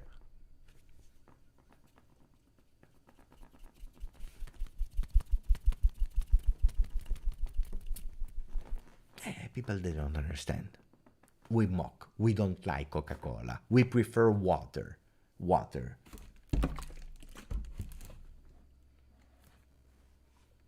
Two. Juventus is doing a fashion event. People, they don't understand. We became Juventus Fashion Club instead of Juventus Football Club. Laugh, laugh, laugh, laugh, laugh. Today I was watching that game there, that strange game. What was Sidemen versus YouTube All-Star. What did I see? In the stands, a supporter with a Juve shirt. Guys, I saw a supporter with a Juve shirt today in the stands. I didn't see Milan. I didn't see Inter. I didn't see whoever you want. I saw Juventus fan shirt. I don't know where it is. I can't find it back. Anyway, I don't know where I saw it.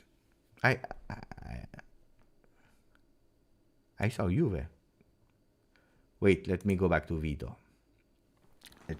Go back to Vito. We have to continue. Here.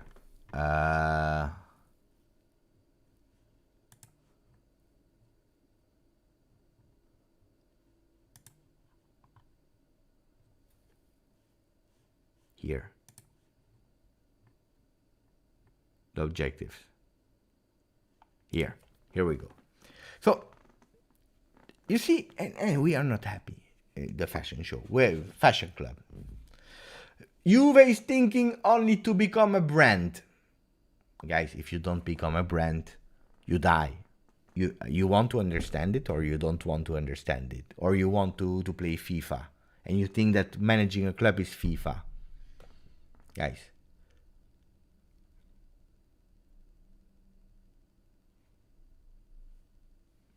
Then, it's not only that, huh? It's the stadium, and that is what makes me really angry. I see our stadium empty. Of course, you are correct. Allegri is not giving you an entertainment on the field. It's not beautiful. We are not winning. It's correct. The stadium was packed in full when we were winning. Allegri or not Allegri, the stadium was full when we were winning. It was easy to go at the Juve stadium and to say I'm here with the flags and saying, see, Juve, Juve, Juve. Easy, yeah, when you are winning, when you can say to your friends at work or at school, hey, I'm a Juventino, I win every single year, I don't care. Look, the stadium, we are full, hey, let's support, let's be there. Now that we have a moment of difficulty, we don't go anymore. I know, we don't go. The prices are too high. The price is too high, but everyone is running with an iPhone, with this, with this, with this. In the curva, you can go for 25 euro. The curvas are also empty, yeah? So, hey, but it's not even a problem because I can understand that it's expensive. My problem is with people that are starting movements to make our club even in more difficulties. This is what hurts me.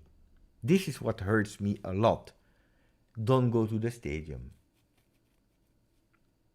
They have to listen to us. No. Active role in the reform and in the sustainable and inclusive evolution process of the sport industry. What does that mean? Active role in the reform and in the sustainable and inclusive evolution process of the sport industry. Guys, sport is dying.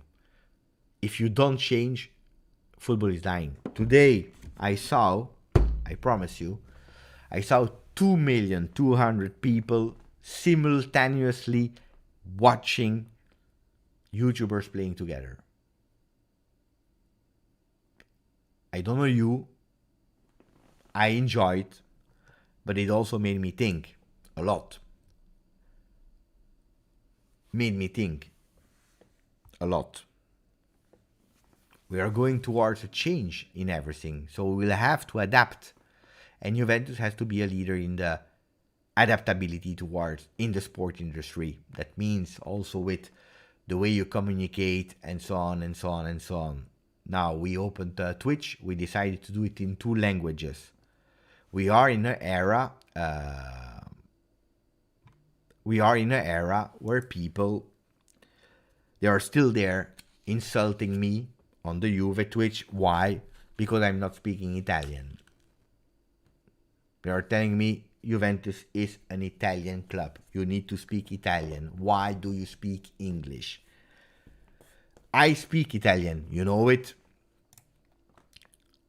I speak Italian. Thank you, Arion. I will answer you in a second. I speak Italian. I could have opened the channel in Italian. I could have opened it in French. Would have been easier for me to explain financial things and so on in French or in it. It's easier.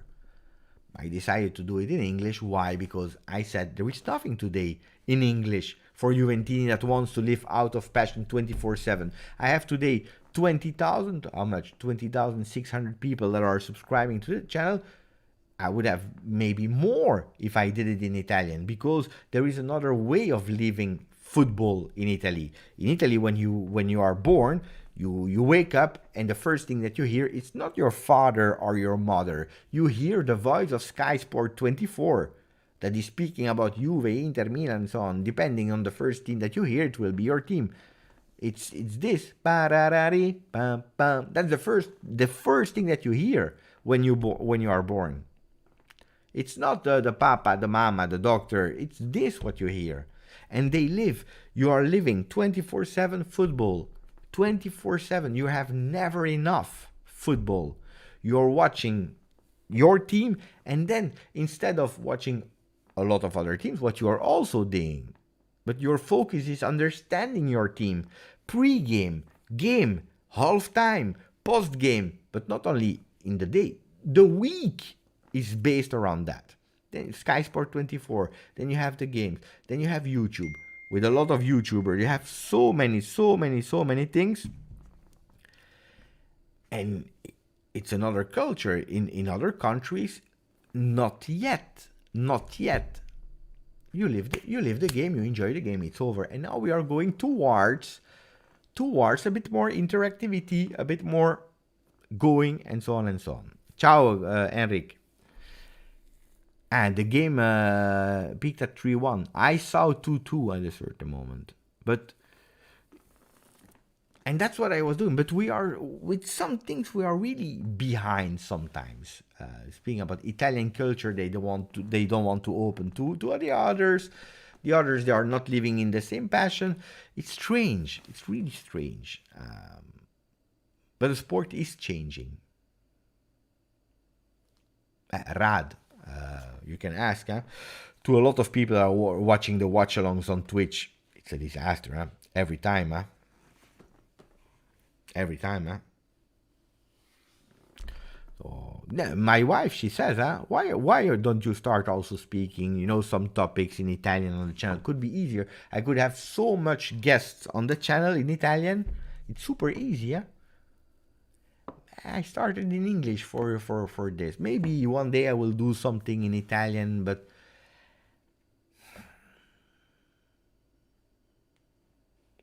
that's why we have to continue to grow internationally. We have to continue to grow our brand Juventus and not mock it. Otherwise, we will stay there. Then remain there. Juventus, Italian club. We close. Our dream is to win the Scudetto, and we will not be able to do that even. We are in a difficult moment. We will get out of it. The plans are there. We go for it. What percentage do you believe Juve will qualify in Champions League? Ciao Arion, thank you for the donation. Well, it's hard to answer that. Because the last game that we saw, or I will tell you, the 3 last games that we watched were Salernitana that you were not able to beat because of VAR. But if we are honest and we forget about that VAR episode, we didn't do enough to win that game in the 90 minutes. We didn't do enough. We played 18 minutes in the beginning.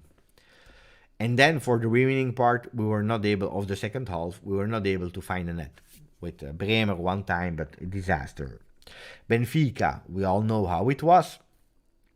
Paris Saint-Germain, even if you want to speak about Paris Saint-Germain, the last 4 games, Paris Saint-Germain, we showed a bit of we wanted to in the second half, but it was not enough.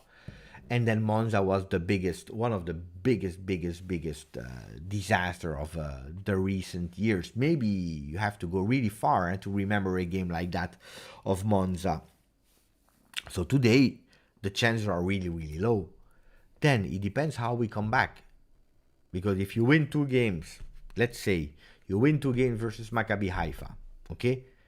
That means that you have 6 points. Imagine Paris Saint-Germain, they win their 2 games versus Benfica. Paris Saint-Germain has 12, Benfica 6, Juventus 6, Maccabi Haifa 0. We play versus Benfica in their home. If you win, you have 9 points. You have 9 points. They have 6. And then you have to finish versus Paris Saint-Germain. Which means that a draw versus Paris Saint-Germain in our home is enough. So percentages, I will never say 0. But that means that you have to go for 3 wins and 1 draw. 3 wins and 1 draw. Jimmy saying it's a must to win in Benfica. Yes. Shervin, Beppe, I'm tired of speaking about Juve. Let's talk about Sidemen. We already spoke about it. Shervin.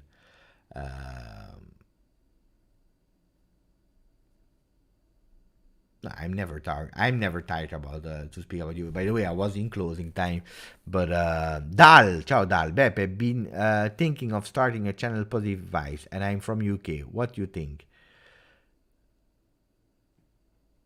If you want to start a Positive Vibe channel, go for it. Of course. Then it depends what you want to talk about. Do you want to do kind of yoga things? But positive vibe is important in life.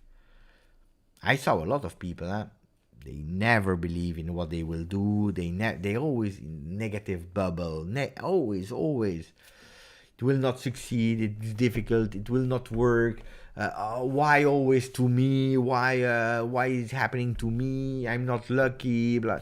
If you start with these kind of things, guys, then it's hard. Positive vibes on Juve. I try to give positive vibes on Juve. But also to be realistic, you can't tell me, guys, that since the beginning of the season I have been, everything is beautiful, everything is great. No, it's not. It's a reality. It's not. But that doesn't mean that you have to shit on your team. That everything is bad. Every initiative is bad. I don't like this. You do an initiative and it's bad. You do an initiative and it's bad. Milik and it's bad. We don't even give the chance to Milik and it's bad. Paredes and no, he's bad. And this and he's bad. And this and he's bad. Twitch Juve in English, it's bad. We bring you players from LA and it's bad. It's not good because this is not good and this is not good. Coca-Cola is bad, this is bad, this is bad. Everything is bad, mamma mia. And the third shirt is bad. And then you see, yeah, I was watching, guys. The third shirt is ugly. The people were telling me the third shirt is ugly. Okay. I was watching. I tell you the truth, huh? I tell you the truth. So, my channel, let's go. Wait. Where is it? Where can we see subscriptions? History here. And show me the history. Wait. No. This one. Look, guys. No.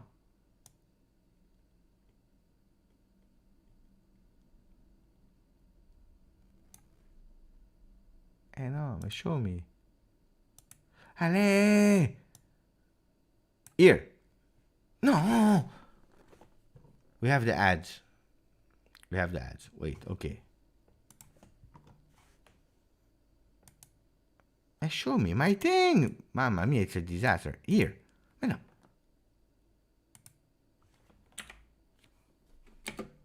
Wait.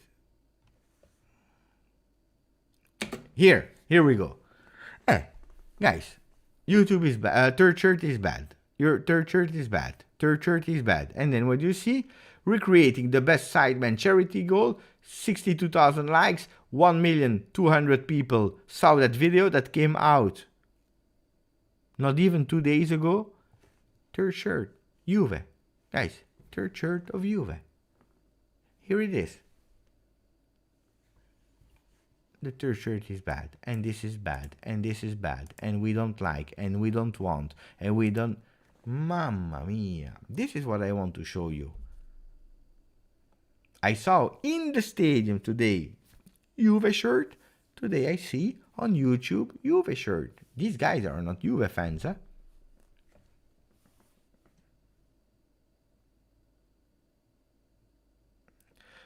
Wait, Philip Rosale saying, Beppe, the person wearing the Juve kit is Danny Aarons. He is known for buying mystery football kit boxes. He didn't buy that because he liked it. No, but he's wearing it. Guys, I'm not wearing things that I don't like in live. Huh? I didn't say that he's a Juve fan. I tell you that he's wearing a Juve shirt. The third shirt. He received it in mystery box, yes.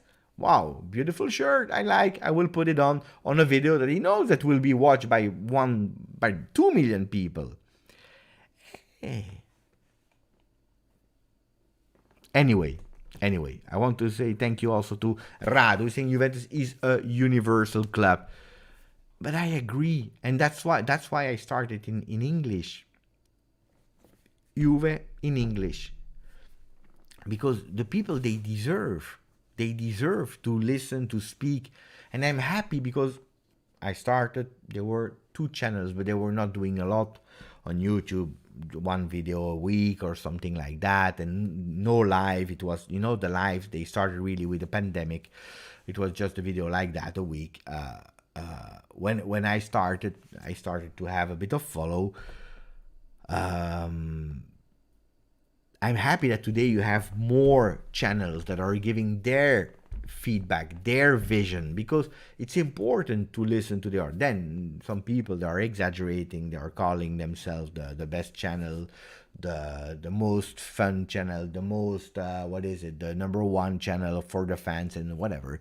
Well, they call themselves how they want, but I like that other channels exist. Because they are giving other opinion, then you make your own opinion. What I don't like is when you are going towards only one way of thinking. Bad, or good. You have to explain a bit the 2 faces of the reality. Anyway,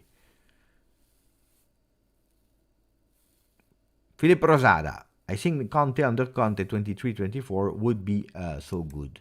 Conte is towards the end, guys. Thank you, Rad. About Anthony Trimboli, ciao grande. Prip, shout out from Norway. We are a lot of Juve supporters here from the 80s and 90s. It's correct. Norway has a lot of Juventini. Norway, Sweden as well. When I see the stats from the Nordic countries, Sweden is high, is really high. Norway is doing well as well. I know a lot of people from Norway that are Juve fans. So happy to have you on, Prip. Peter, highlighted question. I didn't see it. Yeah, of course. I'm sorry. Mamma mia, that's a long time ago. No, I didn't see it, but it's true that it's here. You know why? Because they come, but as it's a renewal, it doesn't come in color at me. So if I'm speaking, then I don't see it. So thank you, Peter, who's saying, Beppe, please talk more on the increasing network brand equity versus the record losses. But it's boring. It's boring. It's financial. Brand equity, net worth.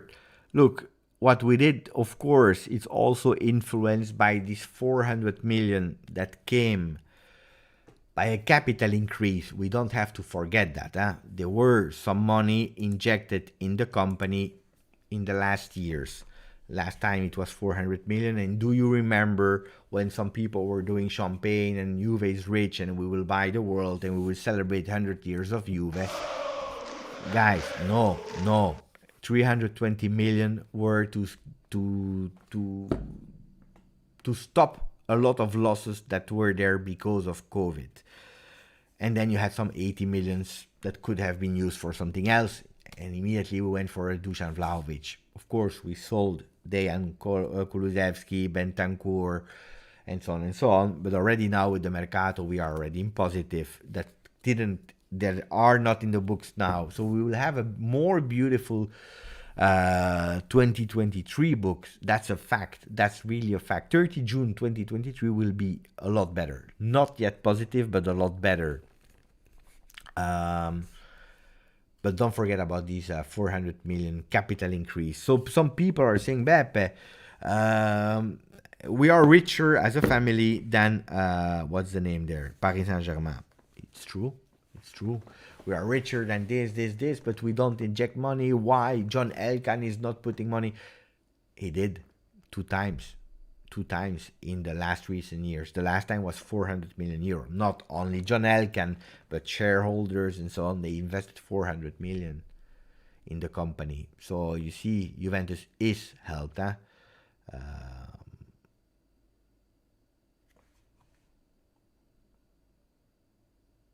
But I recommend you, Peter, if you really want to, Peter, I recommend you to go to here to Twitter. If you have, don't stay too long on Twitter because it's a disaster. But if you're able to, you go on Twitter here and you check this one. Because by the way, this person, Vito, he's an Allegri out. He doesn't like Allegri. He wants him out. He's angry. He's not happy about Juventus, but he's a financial guy. He's living in Belgium, financial guy. And when he analyzed with a thread, he explained it objectively, finishing with a positive note because it's positive. And he is one that is totally against Allegri. He doesn't want to, but he was able to put emotions aside and go for an objective analysis of here. So go and you follow or you watched BVL_21, Peter. It's in French, but it's super easy, because what do you do here? You go and you do translate tweet. In terms of operational cost, these remain sustainable in line. substantially in line. The increase in payroll between 21 and 22 plus 27 million is offset by the investment policy depreciation down by 39.5. You see, and everything you can do it super easy. Peter, I really recommend to do you if you are curious to have a bit more in-depth information. And I want to finish with thanking Thomas Magluf. 12 months. I believe you are the first one. The first one that is reaching 12 months. Hey, Mamma mia, it's already long. 12 months. Hey, Thomas, you have to write something again because I believe that there was a special, I don't know because it's a long time ago that I set it up, but I believe that there is a special color for the badge for the 12 months. We will be back. Forza Juve, a beautiful message. Thank you, Thomas. So I'm waiting if Thomas can put a message because I want to see if there is a change of color. I believe it will be golden. I did it at the time. Die, Thomas. You're the first one.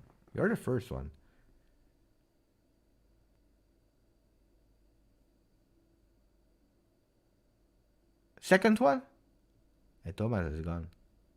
Is the second one? Who was the first one? With 12. Time and patience. No, you went back to... You're still at black. I don't know then.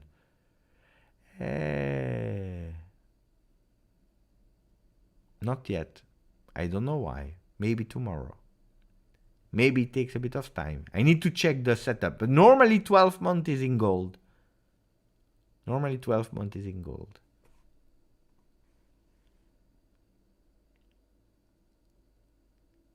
You should be gold. I see black as well. But normally it should be gold. It's true. Hanin is the first one with 12 months. It's true. Let's see. YouTube in the mud. Yeah, Hanin became the last live. Guys, tomorrow, I don't believe there will be a video in the morning. Why? Because my brother, he has a daughter, and they are home. So tomorrow we go at the church, and then we go at home. So tomorrow I don't believe there will be a video in the morning. But probably later in the afternoon, maybe. Depends at what time I arrive. Ragazzi. Yeah, just uncle, but it's not the first time. I'm uncle now for the 8th time. Not even considering my wife. Just my part is the 8th time. My part. 8th time uncle. With my wife, we have to count 1, 2, 3, 4. 4 more. It's a lot, huh? But Sicilian, they like the large family. I stopped at one son. Bueno, Radovan, Filip, Luca, Peter. Pep, there are many Juventini in Sweden because of the academy. I hope they open one here in Denmark as well. But you see, there is one in Toronto, one here, one there. They are expanding in the academy, and that's also an investment that is working well. So, thank you, Massive Pidas. Today, you know that today we are speaking and laughing and so on and so on. Today, I lost, I don't know, six people from the channel. They decided to unsubscribe. So we won. How much? 3 of them. We won 3 people. We are still in deficit. We are in loss. Like the books of Juve. Ciao ragazzi. Grande. Thank you for the likes. Thank you for subscribing. Thank you for your patience. It was really nice to be together with you for 2 hours of live. Grazie, forza. Juve. Ciao.